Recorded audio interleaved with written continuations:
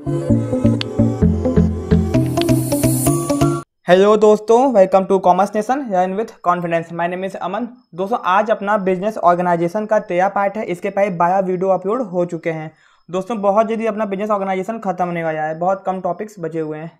दोस्तों, इसके पहले हम लोगों ने देखा था कि बिजनेस ऑर्गेनाइजेशन के अंदर कि सोर्सेज ऑफ फाइनेंस क्या होते हैं, ठीक है, उनके क्लासिफिकेशंस को हम लोगों ने देखा था, ठीक है।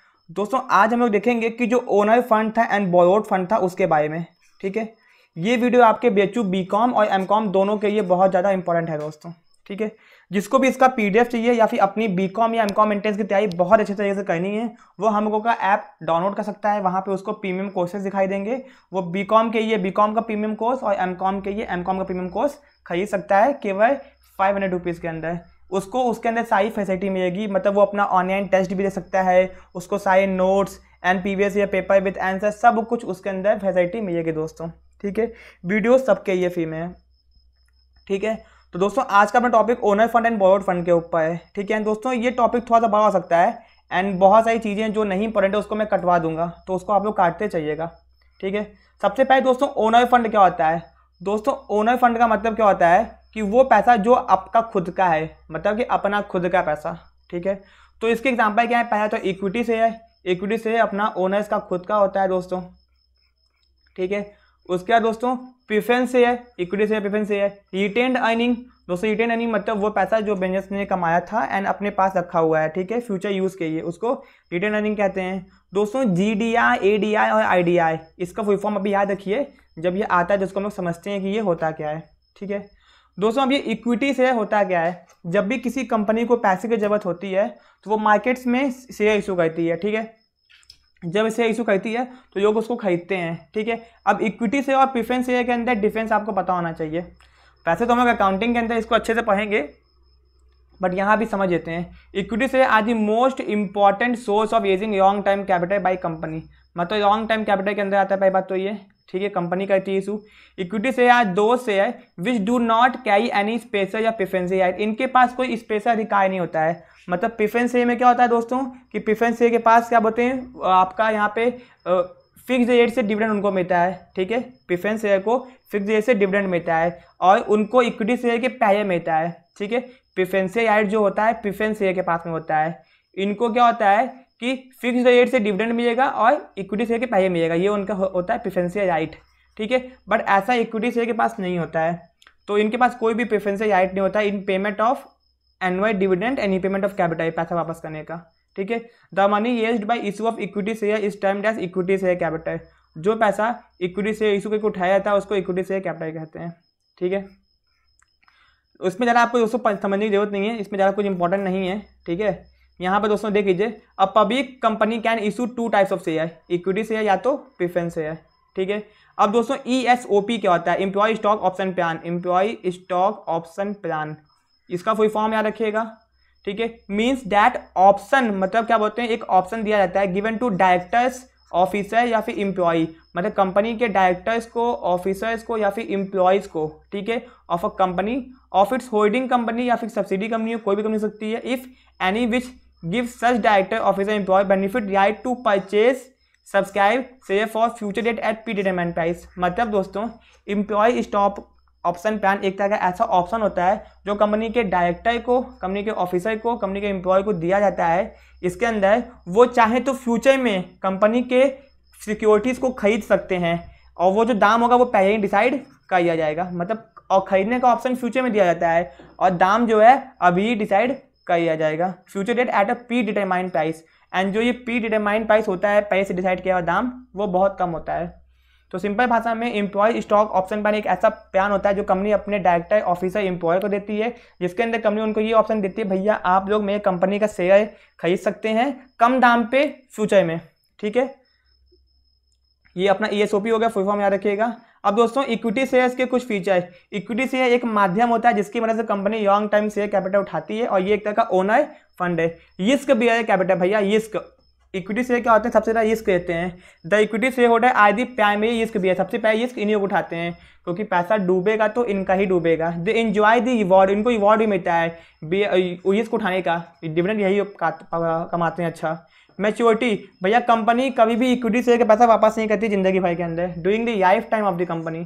ठीक है, रिटर्न, इनको बदले में क्या मिलता है, प्रॉफिट के नाम पे डिविडेंड मिलता है। ठीक है, एंड जो हर कंपनी का अलग होता है। इक्विटी शेयर को फिक्स रेट से डिविडेंड नहीं मिलता है। ऐसा नहीं कि आपने किसी कंपनी में 10 लाख रुपए का इक्विटी शेयर खरीद दिया तो आपको हर मंथ या 6 मंथ या 1 साल पे मिलेगा ही मिलेगा, डिपेंड करता है। केम ओवर रेसिडुअल वैल्यू, मतलब जो पैसा बच जाता है उसके ऊपर भी इक्विटी शेयर लोग डिमांड करते हैं कि इनको पैसा चाहिए और इनको ही मिलता है। ठीक है, ये भी हो गया। अब वोटिंग राइट्स, दोस्तों मोस्ट इंपॉर्टेंट, इनके पास वोटिंग राइट्स होता है कंपनी के अंदर। ये लोग मीटिंग के अंदर वोटिंग में हिस्सा ले सकते हैं। ठीक है, तो आपको ये याद रखना होगा। उसके बाद limited liability, the liability of equity share is limited to the extent of capital contributed by them. दोस्तों इक्विटी शेयर होल्डर की लायबिलिटी लिमिटेड होती है जितना उन्होंने शेयर खरीदा है। एक बंदे ने अगर 100 रुपये का शेयर खरीदा है और उसने 80 रुपये दे दिया तो उसकी लायबिलिटी बस 20 रुपये तक की है, मतलब जितना उसने खरीदा है उससे ज़्यादा उसकी लायबिलिटी नहीं होती है। कुछ फायदे, आइडियल फॉर एडवेंचरस इन्वेस्टर, भैया कोई इन्वेस्टर एडवेंचरस, उसको बस एडवेंचर करना है तो इसमें इन्वेस्ट कर दो, क्योंकि इसमें दाम बहुत ऊपर नीचे होता है। No obligation as to dividend, there is no burden और ऑब्लिगेशन, कंपनी के पॉइंट ऑफ व्यू के हिसाब से कोई जरूरी नहीं है कि आपको डिविडेंड बांटना ही बांटना है। प्रॉफिट कमाइए तो बांटिए, नहीं कमाइए तो मत बांटिए। सोर्स ऑफ फिक्स कैपिटल, ये एक तरह का फिक्स कैपिटल है जो कि एक बार आ गया तो आपके पास हमेशा रहेगा। प्रोवाइड्स क्रेडिट स्टैंडिंग, अगर आपकी कंपनी बहुत अच्छी है तो आपको मार्केट में उधार भी मिल सकता है। Equity capital provides credit worthiness of a company, confidence prospective loan provider, भैया क्योंकि जो लोन देने वाले हैं वो कंपनी का देखते हैं कि इक्विटी शेयर्स की वैल्यू कितनी है। No charge on the assets, आपका कोई भी एसेट्स गिरवी नहीं रखा होता है। ऐसा नहीं कि आपने इक्विटी शेयर उठाया है, इक्विटी शेयर से पैसा, तो आपका किसी एसेट्स के ऊपर गिरवी रखा आपने, ऐसा कुछ नहीं है। डेमोक्रेटिक मैनेजमेंट, आपका जो मैनेजमेंट होगा वो डेमोक्रेटिक होगा। Equity share enjoy voting rights which ensure democratic management, क्योंकि कंपनी के अंदर कंपनी को वही लोग चलाएंगे जिनके पास इक्विटी शेयर्स होंगे, वही नॉमिनेट होकर आएंगे बोर्ड ऑफ डायरेक्टर्स के अंदर, तो डेमोक्रेटिक एक अच्छे तरीके से कंपनी चलेगी। Limitations of equity share, risk of fluctuating return, भैया रिटर्न इनको हमेशा फ्लक्चुएट करता है, कभी मिला कभी नहीं मिला, कभी कम कभी ज़्यादा।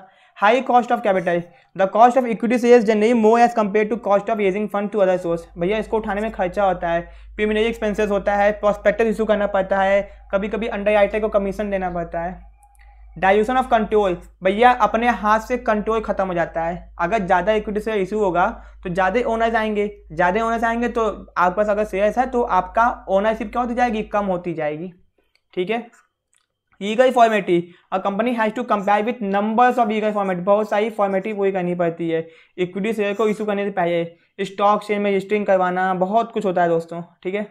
डेंजर ऑफ ओवर कैपिटलाइजेशन, कभी कभी ओवर कैपिटलाइजेशन का भी खतरा होता है। दोस्तों आज आपके ये क्वेश्चन है कि इस ओवर कैपिटलाइजेशन का मतलब क्या होता है। ठीक है, ओवर कैपिटलाइजेशन और अंडर कैपिटलाइजेशन दो चीज़ें होती है, तो आप लोग कमेंट करके बताएंगे कि ओवर कैपिटलाइजेशन और अंडर कैपिटलाइजेशन क्या होता है। ठीक है, तो अब आते हैं प्रेफरेंस शेयर। इक्विटी शेयर तो हो गया अपना, प्रेफरेंस शेयर भी क्या एक तरह का आपका ओनर फंड है। प्रेफरेंस शेयर आर दो share which enjoy priorities regarding payment of dividend and fix rate and return of investment, मतलब इनको इनका पैसा भी वापस मिल जाता है और जो प्रॉफिट मिलता है मतलब डिविडेंड वो फिक्स रेट से मिलता है। प्रेफरेंस शेयर के पास में, प्रेफरेंस शेयर होल्डर्स के पास में वोटिंग राइट्स नहीं होता है। दोस्तों एक बात समझिएगा कि प्रेफरेंस शेयर जो होते हैं उनके पास प्रेफरेंशियल राइट होता है। ठीक है, प्रेफरेंशियल राइट का मतलब होता है दोस्तों कि इनको जो डिविडेंड मिलेगा वो फिक्स रेट से मिलेगा। क्या मिलेगा, फिक्स रेट से मिलेगा। एंड इनको डिविडेंड जो मिलेगा वो इक्विटी से पहले मिलेगा, इक्विटी शेयर होल्डर से पहले मिलेगा। तो इसी को बोलते हैं प्रेफरेंशियल राइट। इसके अंदर दो राइट्स आते हैं, पहला कि इनको डिविडेंड फिक्स रेट से मिलेगा और इनको इक्विटी के पहले मिलेगा। ठीक है। The preference share holder enjoy to preferential rights over equity share holders, right to receive fix rate of dividend, ठीक है, any before and any dividend paid to equity share holder पहले मिलता है इनको। ठीक है। And right to receive payment of capital, इनको इनका पैसा वापस हो जाता है ऑन वाइंडिंग अप, जब कंपनी वापस होगी, before the capital of equity share holder, मतलब इक्विटी के पहिए इनको पैसा वापस किया जाएगा। ठीक है दोस्तों, अब आते हैं नीचे, ये सब आपको नहीं पढ़ना है यहाँ पे। ठीक है, बहुत सारी बेफालतू की चीजें भी हैं जो आपको नहीं पढ़ना है। ठीक है, अब आते हैं फीचर्स ऑफ प्रेफरेंस शेयर। भैया fix rate of dividend, dividend fix rate से मिलेगा। रीपेमेंट ऑफ कैपिटल, पैसा वापस हो जाएगा। No voting aids, voting aids नहीं है। No charge on the assets, assets के ऊपर कोई चार्ज नहीं है। इसका मतलब होता है कि मान लीजिए कि कंपनी आपका पैसा नहीं दे पाई, आप लोग प्रेफरेंस शेयर होल्डर हैं, तो आप लोग कंपनी के एसेट्स को बेच नहीं सकते। अब दोस्तों टाइप्स ऑफ प्रेफरेंस शेयर, दोस्तों इसको तो आपको वैसे अकाउंटिंग में पढ़ाया ही जाएगा, ठीक है, बट क्या बोलते हैं, आपको क्या बोलते हैं अच्छे से यहाँ पे ध्यान देना है, क्योंकि यहाँ पे अगर चीज़ें आई तो आपको पढ़ते हुए चलना है, ठीक है। ऐसा नहीं है कि चीज़ों को छोड़ दीजिए या मत कीजिए, ठीक है। तो देखते जाते हैं कम्युलेटिव प्रेफरेंस शेयर, अब ये क्या होता है, ठीक है। प्रेफरेंस शेयर के भी टाइप्स होते हैं। तो दोस्तों कम्युलेटिव प्रेफरेंस शेयर क्या होते हैं, this preference share in which carry a right to accumulate unpaid dividend in the future year. मतलब अगर कंपनी ने डिविडेंड बांटा और इनको नहीं मिल पाया तो अगले साल पिछले साल का भी डिविडेंड इनको दिया जाएगा। In the case same not is paid in the current year are timed as cumulative preference share. अगर इनको पिछले साल करंट ईयर में डिविडेंड नहीं दिया गया तो फ्यूचर ईयर में इनको प्रीवियस ईयर का भी डिविडेंड दिया जाएगा।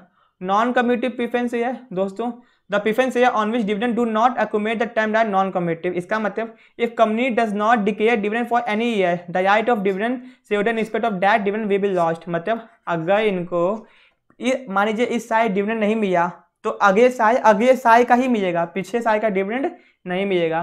तो इसमें क्या था कि अगर मान लीजिए इनको इस साल डिविडेंड नहीं मिला तो अगले साल पिछले साल का मिलेगा, और आगे वाले में पिछले साल नहीं मिला तो अगले साल बस अगले साल का ही मिलेगा।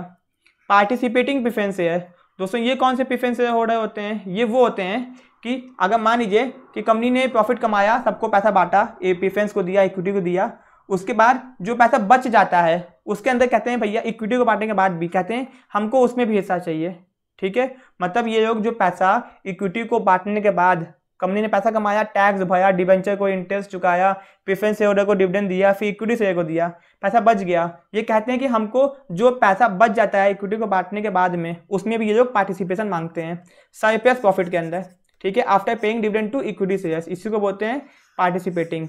नॉन पार्टिसिपेटिंग जो सरप्लस में पैसा नहीं मांगते।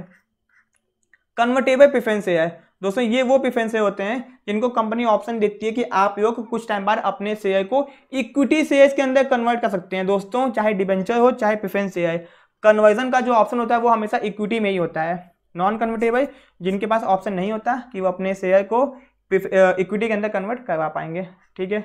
अब merits of preference share, reasonable safety of return, भैया इसमें सेफ्टी होती है कि पैसा मिलेगा क्योंकि आपको फिक्स रेट से रिटर्न मिलता है।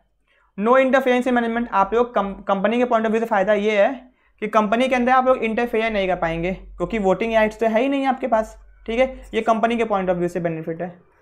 अब trading on equity, the preference share are entitled to a fix rate of dividend, it enable the company to declare higher dividend to equity, जिससे कंपनी को ज़्यादा डिविडेंड मिलता है, ठीक है। कंपनी की जो इक्विटीज़ हैं उनको ज़्यादा डिविडेंड मिलता है दोस्तों। Doing the prosperity to take advantage, जब कंपनी को प्रॉस्पेरस होगी, कंपनी अच्छा कमाई होगी, जब कंपनी नहीं भी कमाई होगी तो भी उनको प्रेफरेंस के ऊपर डिविडेंड देना ही पड़ेगा, ये इनका फ़ायदा है, ठीक है। रीपेमेंट ऑफ प्रिंसिपल अमाउंट, इनका जो मेन पैसा होता है, जो कैपिटल होता है, जो लोग कंपनी में इन्वेस्ट करते हैं वो वापस मिल जाता है इनको। No charge on the assets, company के एसेट्स के ऊपर कोई चार्ज नहीं होता। लिमिटेशन क्या होती है, लिमिटेड अपील, मतलब preference share do not suitable for adventurous और बोर्ड इन्वेस्टर, मतलब जो रिस्क नहीं लेते हैं वो लोग ऐसे पैसे में इन्वेस्ट नहीं करते हैं, ये ठीक है। Dilute claim of equity share holders, preference share holder dilutes the claim of equity share holder over the assets of company. दोस्तों इसका मतलब ये होता है कि जो इक्विटी होता है, यहाँ पे एक बार इसको फिर से पढ़िए, dilutes claim of equity share holder, preference capital dilutes the claim of equity share holder over the assets of company. मतलब मान लीजिए फ्यूचर में कभी कंपनी डूबती है तो भैया कंपनी को इक्विटी शेयर होल्डर को तो देना होगा पैसा और इनको भी देना पड़ेगा पैसा, ठीक है ना। तो भैया ये लोग क्या कहते हैं, इक्विटी शेयर होल्डर्स के भी जो हक होता है उसको छीन लेते हैं एक तरीके से, ठीक है। ये कमी है, मतलब कि फिक्स रेट से डिविडेंड भी देंगे, उसके बाद क्या होगा, जब कंपनी डूबेगी तो इनको भी पैसा वापस देना पड़ेगा। अनरिलायबल एंड रिटर्न्स, कंपनी बहुत कम पैसा इनको देती है, अनरिलायबल मतलब भरोसामंद नहीं होती है कंपनी, एंड बहुत कम पैसा इनको देती है, ठीक है। नो टैक्स बेनिफिट, इनको कोई टैक्स का बेनिफिट नहीं मिलता, ठीक है। दोस्तों ये इक्विटी से और प्रेफरेंस से में ये आपका डिफरेंशिएशन है, इसको आप लोग देख लीजिएगा, कुछ हम लोग देख लेते हैं। The face value of equity shares generally हो, इसकी फेस वैल्यू कम होती है, फेस वैल्यू मतलब दिखने वाली value, and the face value of preference shares generally high, इसकी हाई होती है। The dividend rate varies depending upon the profit, company profit कमाएगी तो उसके बाद डिविडेंड कम ज़्यादा होगा, इसमें डिविडेंड फिक्स होगा। राइट टू इक्विटी से equity dividend is right paid after payment of preference share, मतलब इनको प्रेफरेंस के बाद ही मिलेगा पैसा, और preference share holder get priority, इनको पहले मिलेगा इक्विटी शेयर होल्डर्स के। वोटिंग राइट्स इनके पास होता है, इनके पास नहीं होता। डिग्री ऑफ रिस्क, इसमें ज़्यादा रिस्क होता है, इसमें कम रिस्क होता है। रिफंड ऑफ कैपिटल, इनको at the time of winding up, जब कंपनी वाइंड अप होगी, refund of equity share is made after refund of preference share, जब इनको पैसा वापस दिया जाएगा प्रेफरेंस को, उसके बाद जो बचेगा इनको दिया जाएगा, इनको पहले दिया जाएगा। रिडेम्पशन, इनका पैसा कंपनी वापस नहीं करती है लाइफ टाइम में, अगर बंद होगी तो एक्सेप्शन केस है। दे में भी रिडीम आफ्टर फिक्स पीरियड के बाद इसको रिडीम करना पड़ेगा।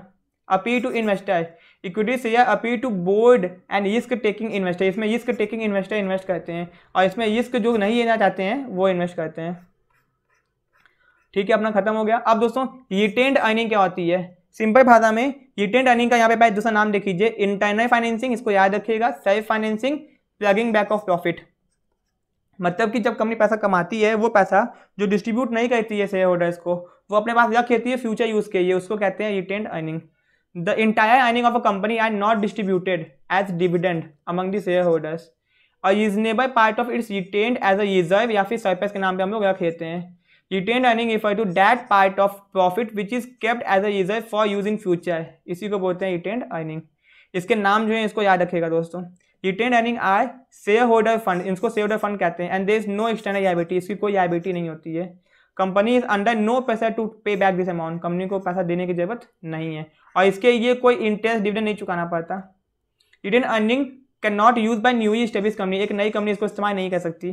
ठीक है, the amount of retain earning depend upon many factor, या कितना प्रॉफिट हुआ है, डिविडेंड पॉलिसी कैसी है अपनी, एंड कंपनी की एज क्या है।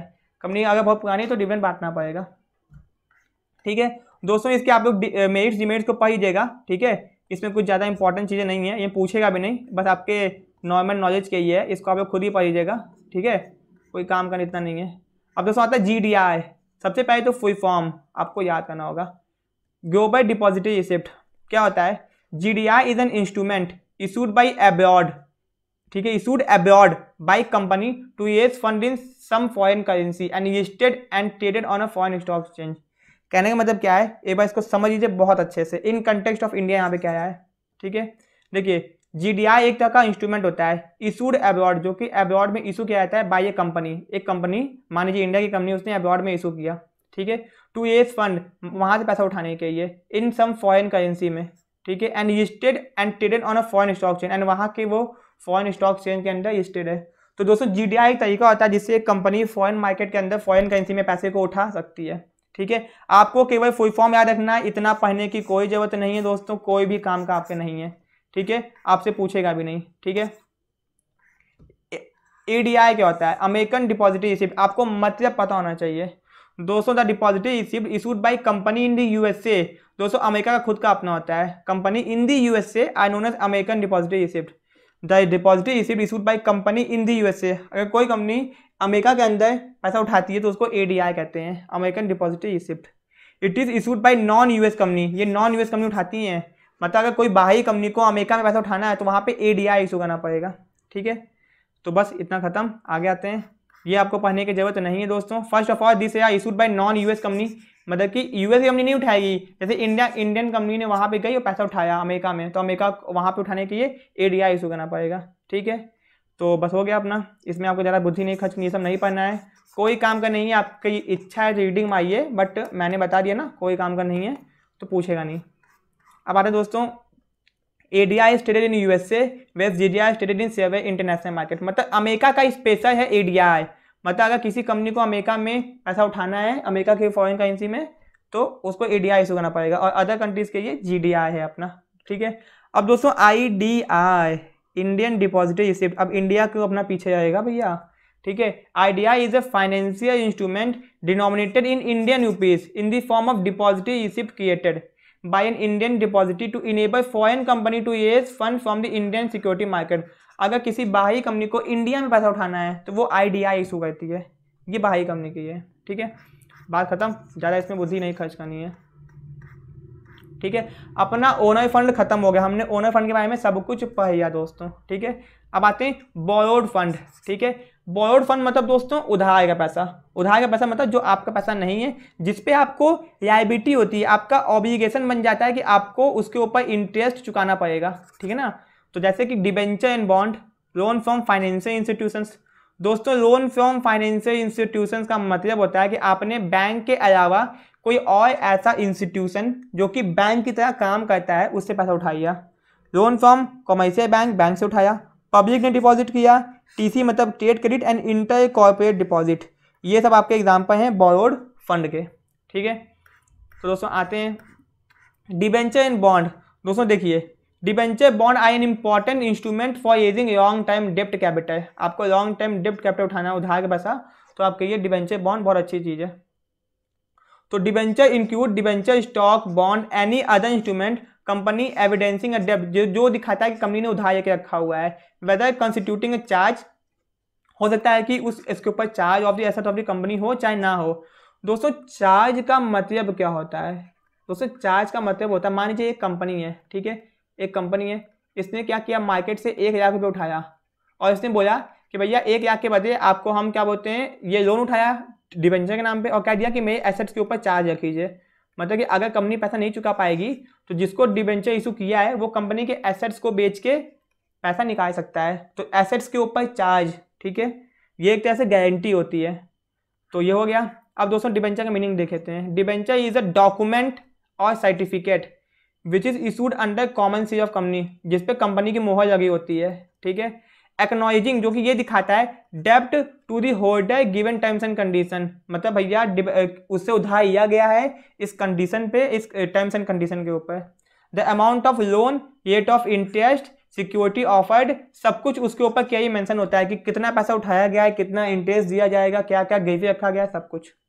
ठीक है, तो फीचर सबसे पहले तो ये बोरोड फंड है। पीरियोडिक इंटरेस्ट, दोस्तों इसके ऊपर इंटरेस्ट देना पड़ता है कंपनी को। ठीक है, वो 6 इंटरवल का भी हो सकता है, 6 मंथ का भी हो सकता है, 1 साल का भी हो सकता है। ठीक, compulsory payment of interest, interest देना ही पड़ेगा। डिबेंचर जो भी इशू खरीदता है उसके पास वोटिंग राइट्स नहीं होता।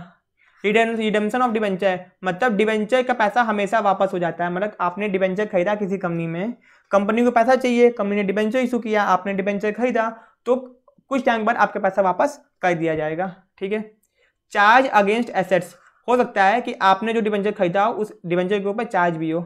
जनरली डिबेंचर जो होते हैं वो सिक्योर होते हैं, मतलब गारंटी उसके पीछे होती है कि कंपनी पैसा नहीं दे पाएगी तो आपको आप कंपनी के एसेट्स को बेच के पैसा निकाल सकते हैं। ठीक है, बस ये सब याद करने की जरूरत नहीं है। अब दोस्तों टाइप्स ऑफ डिबेंचर अकाउंटिंग में तो पढ़ेंगे, यहाँ पे आ गया है तो देख के चलते हैं ना। सिक्योर डिबेंचर, दोस्तों सबसे पहले तो इसको मॉर्गेज डिबेंचर भी कहते हैं। ठीक है, इसको याद रखिएगा, दूसरा नाम बहुत इंपॉर्टेंट है।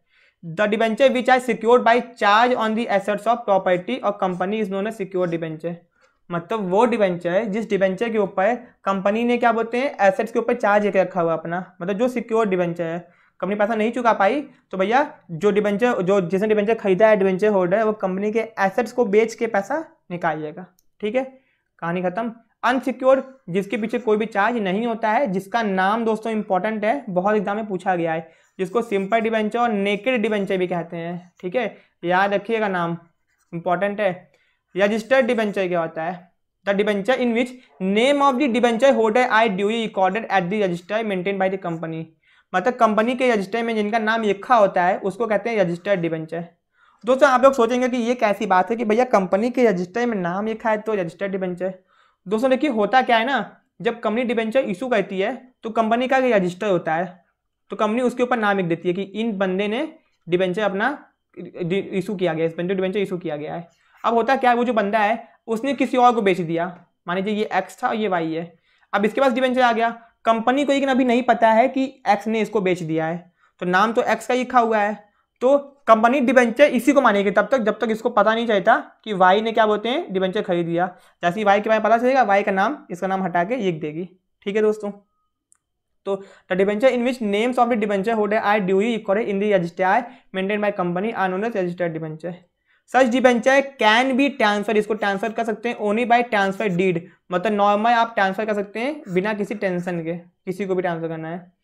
अब बियरर डिबेंचर क्या होता है? The debenture which can be transferred by mere delivery I known as bearer debenture, मतलब इसको बिना किसी क्या बोलते हैं डीड के, मतलब बिना किसी कागज बनवाए आप इसको ट्रांसफर कर सकते हैं।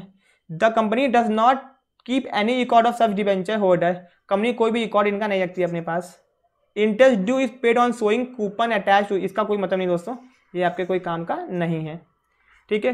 कन्वर्टेबल डिबेंचर दोस्तों वो डिबेंचर है जिसको कंपनी ऑप्शन देती है कि आप कुछ टाइम बाद अपने डिबेंचर को इक्विटी के अंदर कन्वर्ट करवा सकते हैं। नॉन कन्वर्टेबल डिबेंचर दोस्तों मतलब वो जिसमें आप लोग कन्वर्ट नहीं करा सकते इक्विटी के अंदर। फर्स्ट डिबेंचर दोस्तों क्या होता है, तो debenture which are repaid before other debenture are repaid are known as first debenture, जो कंपनी की सबसे पहले पे किया जाता है, जिसका पैसा वापस किया जाता है उसको फर्स्ट डिबेंचर कहते हैं। Second debenture, the debenture which are paid after first debenture, उसको सेकंड डिबेंचर कहते हैं। जीरो इंटरेस्ट डिबेंचर दोस्तों ZID फुल फॉर्म, सबसे पहले तो full form, the debenture which do not carry any explicit rate of interest और का zero interest debenture, जिसके ऊपर इंटरेस्ट नहीं होता। The difference between face value the debenture is known as, दोस्तों इसका क्या मतलब है, अभी आपको समझ में तो आया नहीं होगा, चलिए देखते हैं।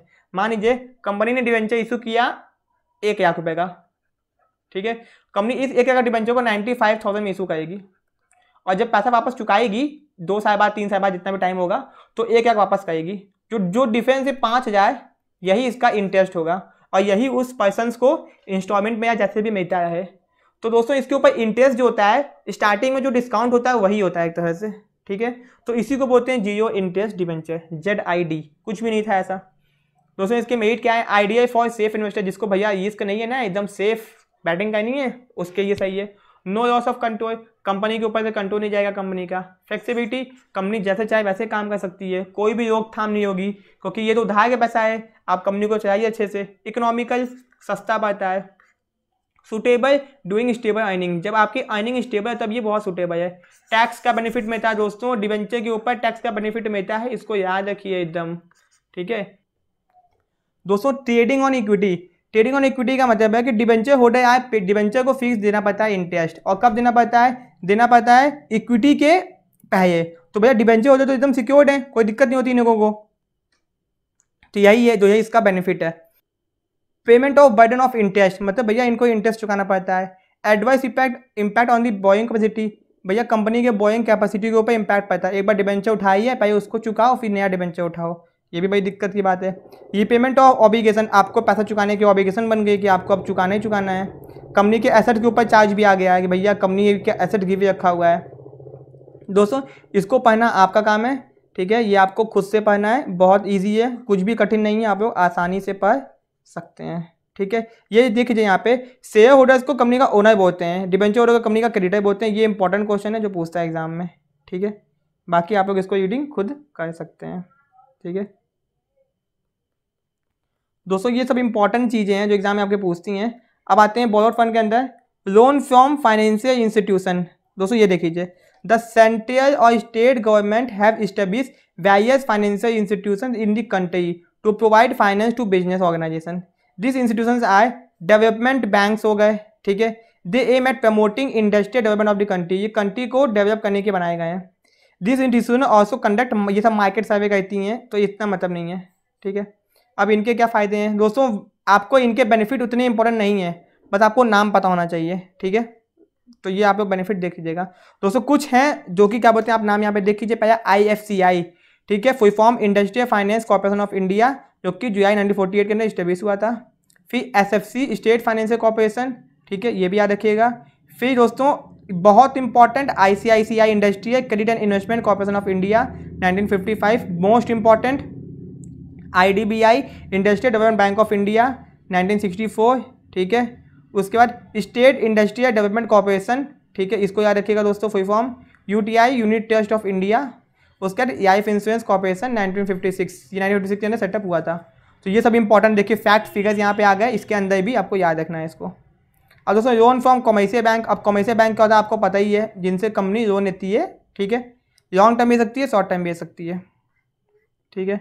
बहुत सारे स्टेट बैंक हो गए, पंजाब नेशनल बैंक हो गए, इलाहाबाद बैंक हो गए, केनरा बैंक हो गए, ये सब हो गए, ठीक है। बैंक जो है छोटा लोन भी देती है और बड़ा लोन भी देती है, तो उठा सकते हैं आप लोग, बाकी आपको इसमें पढ़ने की जरूरत नहीं है, ठीक है। ये सब हो गया दोस्तों। आते हैं पब्लिक डिपॉजिट के ऊपर। अब पब्लिक डिपॉजिट क्या है, public deposit are deposit used by organisation directly from public, company public से डायरेक्ट पैसा मांगती है। Under this method company inviting public deposit are required to advise public along with its financial position. Company public को directly कहती है कि भैया मेरी कंपनी में पैसा आप इन्वेस्ट कर दीजिए। Public deposit can take care of both medium and short term financial requirement, इससे आप शॉर्ट टर्म और मीडियम टर्म दोनों की ये उठा सकते हैं पैसा। Such deposit are beneficial to both depositor as well as organisation, दोनों को फायदा पहुंचता है। ठीक है, थोड़ा इसके बारे में नॉलेज गेन करते हैं दोस्तों, इंपॉर्टेंट है क्योंकि ये companies generally invite public deposit for period up to 3 year, minimum 3 साल की अपनी पैसा मांगती है पब्लिक डिपॉजिट के नाम पे। Any person who is interested depositing money can do so by filling a prescribed form, उसको एक फॉर्म भरना पड़ता है और कंपनी पैसा जमा कर दे। The company issue deposit receipt, उसको उसके बाद एक रिसिप्ट दे देगी, ये दिखाएगा कि कंपनी ने उस इंसान से उधार के रखा हुआ है। ठीक है, interest rate offered on public deposit are usually high, बहुत हाई होता है अदर बैंक डिपॉजिट से। ठीक, public deposit are economical for the company, company के बहुत इकोनॉमिकल सस्ता पड़ता है। As interest rate on deposit is less than the cost of borrowing from bank, क्योंकि बैंक से उठाने से मुकाबले ये सस्ता पड़ता है।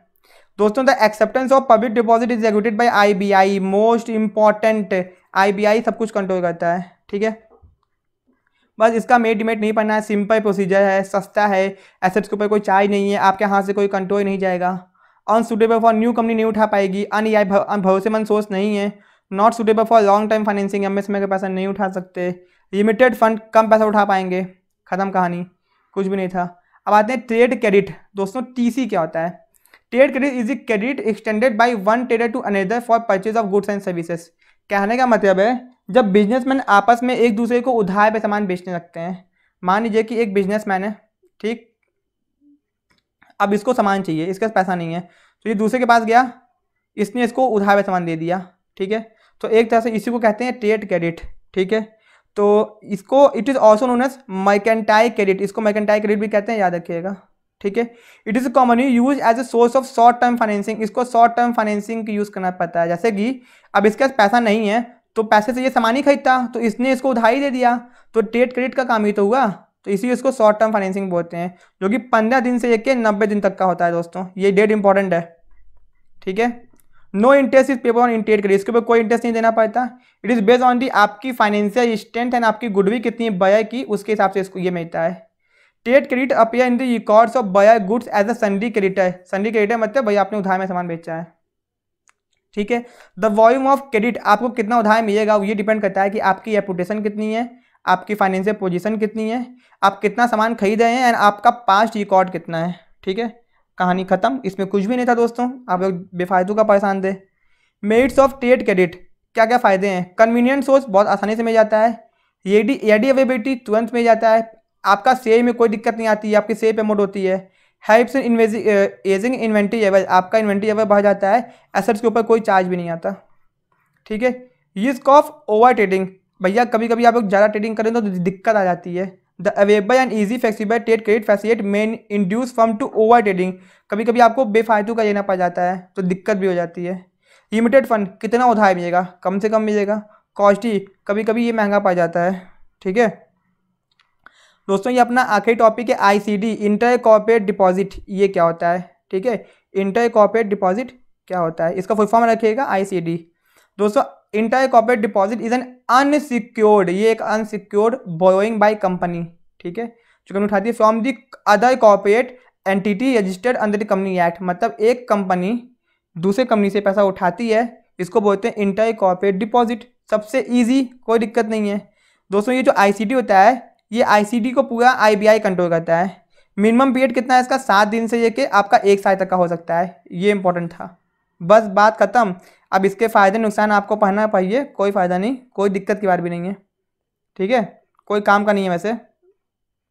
तो टाइप्स ऑफ आईसीडी देख लीजिए, ये इंपॉर्टेंट नहीं है दोस्तों। ठीक है, क्योंकि इतना डीप में कभी नहीं पूछेगा, आपको आईसीडी का फुल फॉर्म पता होना चाहिए एंड क्या होता है। जब एक कंपनी दूसरे कंपनी से पैसा उठाती है उसको आईसीडी कहते हैं। ठीक है, तो यहाँ पे अपना खत्म हो चुका है, कुछ चीज़ें और देख लेते हैं।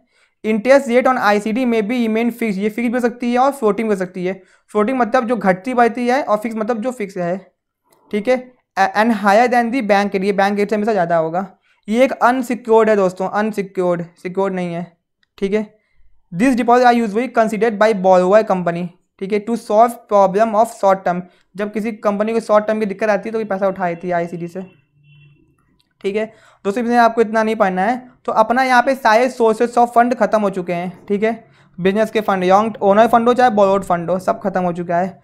दोस्तों मनी मार्केट के जो इंस्ट्रूमेंट है शॉर्ट टर्म फंड के, वो भी आपको पढ़ने हैं, जो कि आप लोग फाइनेंशियल मार्केट में पढ़ चुके होंगे, मैंने आपको अच्छे से वहाँ बताया है। जैसे कॉय मनी जो बैंक यूज़ करते हैं, ठीक है दोस्तों, promissory note, commercial paper, certificate of deposit, वहाँ पे मैंने अच्छे से बता दिया है, तो वो भी इसी का पार्ट है। ठीक है, तो उसको भी आप लोग अच्छे से देख लीजिएगा। दोस्तों अपना टॉपिक यहाँ पे खत्म होता है। अगर आपको वीडियो पसंद आया हो तो वीडियो को लाइक, चैनल को सब्सक्राइब जरूर कर दीजिएगा। एंड जिसको भी इसका PDF चाहिए वो हम लोग की ऐप डाउनलोड कर सकता है। वहाँ पे अगर आपने प्रीमियम कोर्स को परचेज किया है तो ये आपको नोट्स आसानी से मिल जाएगा। ठीक है, मिलते हैं अपने नेक्स्ट वीडियो में। Thank you so much.